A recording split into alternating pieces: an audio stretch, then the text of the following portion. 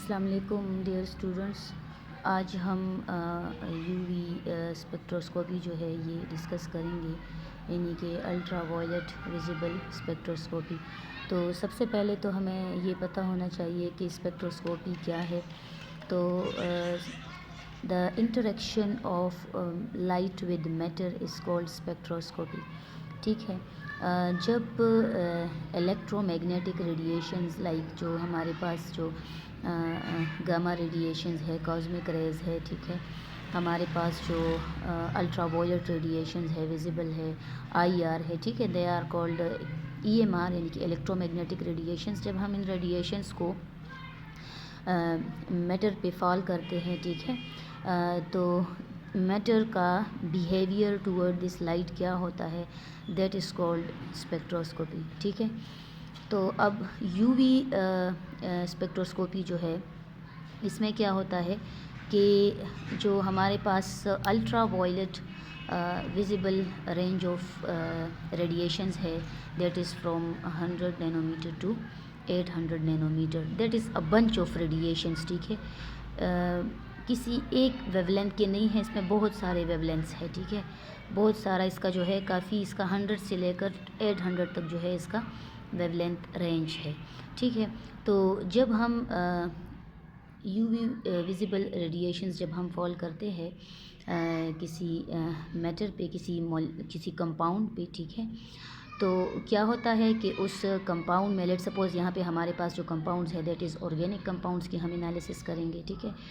तो let suppose अब यहाँ पे ये हमारे पास जो है ईथेन है। ठीक है। तो जब हम ईथेन पे जो यूवी विजिबल रेडिएशंस है जब हम फॉल करते हैं, ठीक है, ईथेन पे, तो ईथेन में ये हमारे पास, ये देखिए, ये सिग्मा इलेक्ट्रॉन्स है। ठीक है, ये क्या है, सिग्मा इलेक्ट्रॉन्स है।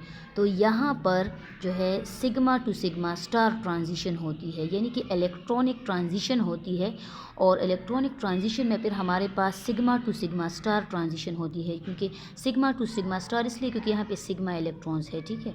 तो देखिए, हमने पहले भी पढ़ा हुआ है कि हमारे पास जो है एटॉमिक ऑर्बिटल्स जो है they intermix with each other, they overlap with each other and form molecular orbital. तो जितने हमारे पास एटॉमिक ऑर्बिटल ओवरलैप करेंगे उतने हमारे पास मॉलिकुलर ऑर्बिटल बनेंगे। अब लेट सपोज यहाँ पे 2 एटॉमिक ऑर्बिटल जो है तो वो ओवरलैप किया हुआ है, एक इस CH3 का और एक इस CH3 का, यानी कि एक कार्बन का दूसरे कार्बन के इलेक्ट्रॉन ने ओवरलैप किया है और हमारे पास 2 मॉलिकुलर ऑर्बिटल्स जो है बने हैं।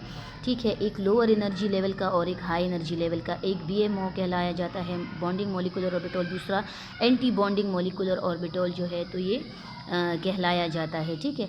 तो यहाँ से अब जो है यहाँ पे क्या होगा, तो हमारे पास जो है एक लोअर एनर्जी ऑर्बिटल बनेगा मॉलिकुलर ऑर्बिटल और एक हाई एनर्जी मॉलिकुलर ऑर्बिटल बनेगा।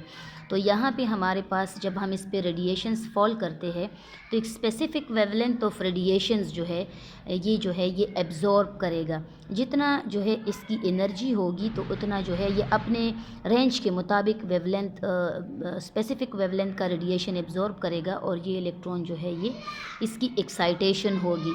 लोअर एनर्जी स्टेट से हाई एनर्जी स्टेट में इसकी एक्साइटेशन होगी, that is called sigma to sigma star transition. और इसका एग्जांपल जो है दैट इज़ जितने भी हमारे पास अल्केन्स है वो सारे के सारे अल्केन्स जो है वो sigma to sigma star transition के कैटेगरी में आते हैं। उनमें जो है तो ये इलेक्ट्रॉनिक ट्रांजिशन होती है सिग्मा टू सिग्मा स्टार। इनका जो एनर्जी डिफरेंस होता है ये ज़्यादा होता है, तो इसकी एनर्जी ज़्यादा होती है, इसकी फ्रीक्वेंसी ज़्यादा होती है, इसका वेवलेंथ कम होता है और इसका वेव नंबर भी ज़्यादा होता है। ठीक है। सेकंड हमारे पास हमारे पास अल्कीन्स, जैसे अल्कीन्स या अल्काइंस है ना, तो अल्कीन्स या अल्काइंस में जो है पाई इलेक्ट्रॉन्स भी होते हैं। तो देखिए, ये सिग्मा इलेक्ट्रॉन्स और पाई इलेक्ट्रॉन्स होते हैं। तो बच्चों यहाँ पे जो है हमारे पास जो है sigma to sigma star transition भी हो सकती है, पॉसिबल है, क्योंकि यहाँ पे सिग्मा इलेक्ट्रॉन्स भी है, और यहाँ पे पाई टू पाई स्टार ट्रांजिशन भी हो सकती है। ठीक है, अल्कीन या अल्काइंस में। ठीक है, यू कैन से बेंजीन में भी हो सकती है। ठीक है। तो ये देखिए सिग्मा टू सिग्मा स्टार है, यहाँ पे सिग्मा टू सिग्मा स्टार की ज़्यादा एनर्जी है। ये देखिए, ये एनर्जी वाइज ये इंक्रीजिंग एनर्जी ऑर्डर है। तो सिग्मा टू सिग्मा स्टार भी हो सकता है, पाई टू पाई स्टार भी हो सकता है। ठीक है। तो सिग्मा टू सिग्मा स्टार जो है इसका जो एनर्जी डिफरेंस है ये ज़्यादा है then pi to pi star. ठीक है, इसका एनर्जी डिफरेंस ज़्यादा है और एनर्जी ज़्यादा है तो फ्रीक्वेंसी भी ज़्यादा होगी, वेव नंबर भी ज़्यादा होगा और वेवलेंथ इसका कम होगा। ठीक है, तो अल्काइन बेंजीन में जो है हमारे पास sigma to sigma star and pi to pi star electronic transition होती है जब इस पे हम यूवी विजिबल लाइट जो है ये फॉल करते हैं। ठीक है, और ये मैंने आपको बता दिया है पहले, यहाँ पे मैंने आपको समझा दिया है कि ये जो है हमारे पास मॉलिक्यूलर ऑर्बिटल्स है, ये मॉलिक्यूलर ऑर्बिटल्स है। ठीक है, ये देखिए यहाँ पे भी 2 इलेक्ट्रॉन्स है, यहाँ पे भी 2 इलेक्ट्रॉन्स है। Atomic orbitals overlap with each other, combine with each other and form molecular orbital. Equal number में मॉलिक्यूलर ऑर्बिटल फॉर्मेशन होती है। अब नेक्स्ट हमारे पास जो है दैट इज़ अल्कोहल या जो अल्काइल हैलाइड है। तो यहाँ पे भी हमारे पास 2 तरह का इलेक्ट्रॉनिक ट्रांजिशन जो है ये पॉसिबल है। ठीक है बच्चों, एक हमारे पास सिग्मा इलेक्ट्रॉन्स होते हैं, एक हमारे पास पाई इलेक्ट्रॉन्स होते हैं, एक हमारे पास नॉन बॉन्डिंग इलेक्ट्रॉन्स होते हैं। ये देखिए यहाँ पे ये भी यानी कि लोन पेयर जिसको हम कहते हैं। तो there are 2 types of electronic transition, एक sigma to sigma star transition है, एक नॉन बॉन्डिंग एन से यानी कि नॉन बॉन्डिंग इलेक्ट्रॉन का ट्रांजिशन होता है with to the sigma star. ये देखिए sigma, sigma star, pi, pi star और दरमियान में ये नॉन बॉन्डिंग इलेक्ट्रॉन्स होते हैं जो कि बॉन्डिंग में पार्टिसिपेट नहीं करते। तो ये भी याद रहे कि इस एन का कोई एन स्टार नहीं होता। ठीक है ना, इसका ये देखिए ये एन टू एन स्टार ये नहीं होता।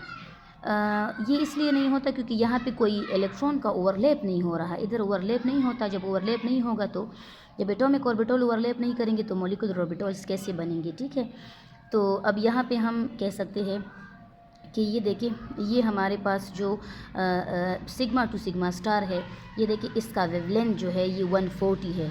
वेवलेंथ कम है तो इसका मतलब है ये एनर्जी डिफरेंस ज़्यादा है ना, तो वेवलेंथ इसका 140 नैनोमीटर है या इससे भी कम है, बिलो 140 नैनोमीटर भी आप कह सकते हैं।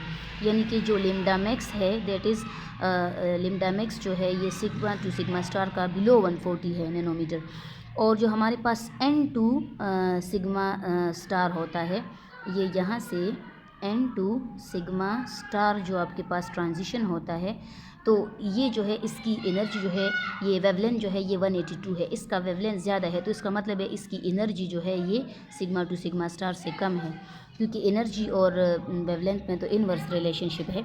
नेक्स्ट हमारे पास जो मॉलिक्यूल है जो हमारे पास है अल्काइल, ये हमारे पास एल्डिहाइड्स है और कीटोन्स है। तो देखिए एल्डिहाइड कीटोन्स में आपके पास नॉन बॉन्डिंग इलेक्ट्रॉन्स भी है, पाई इलेक्ट्रॉन्स भी है, सिग्मा भी है। तो यहाँ पे 4 टाइप के इलेक्ट्रॉनिक ट्रांजिशंस होते हैं।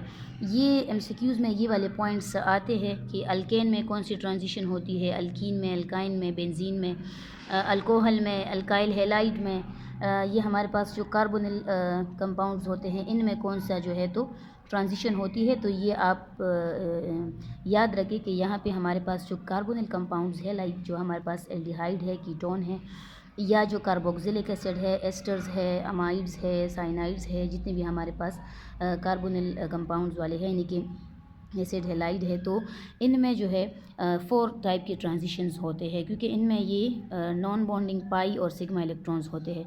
तो सिग्मा टू सिग्मा स्टार भी पॉसिबल है, पाई टू पाई स्टार भी पॉसिबल है, एन टू सिग्मा स्टार भी पॉसिबल है और एन टू पाई स्टार भी पॉसिबल है। तो देखो बच्चों हमारे पास जो सिग्मा टू सिग्मा स्टार है इसका एनर्जी डिफरेंस ज़्यादा है then pi to pi star, इसकी एनर्जी ज़्यादा है then n to sigma star, इसकी एनर्जी ज़्यादा है then n to pi star. ठीक है, एनर्जी ज़्यादा है और वेवलेंथ जो है इसका रिवर्स ऑर्डर है, वेवलेंथ जो है एन टू पाई स्टार ज़्यादा है। ठीक है, ये देखिए मैंने ये ऑर्डर वेवलेंथ का लिखा हुआ है, सही है।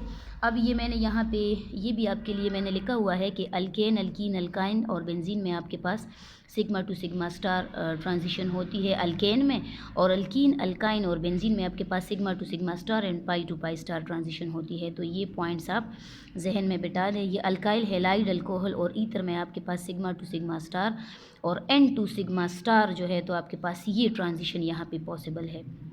ये स्पेशली ये पॉइंट्स एमसीक्यूज़ में आते हैं।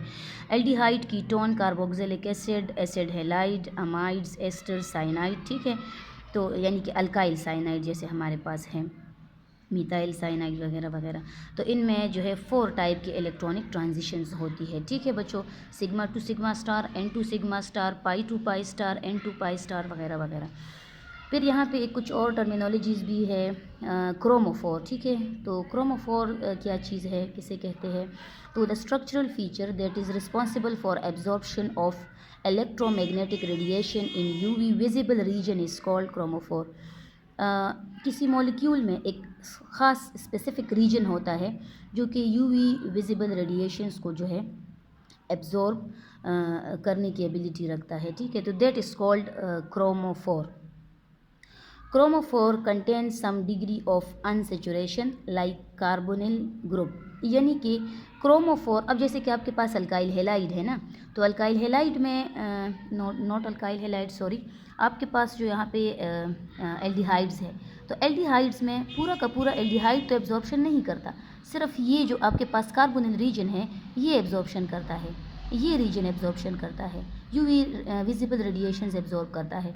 तो अब ये वाला जो एब्जॉर्प्शन वाला पॉइंट है दैट इज़ कॉल्ड क्रोमोफोर, ठीक है, इसको हम क्रोमोफोर कहते हैं। अब समझ आ गई है।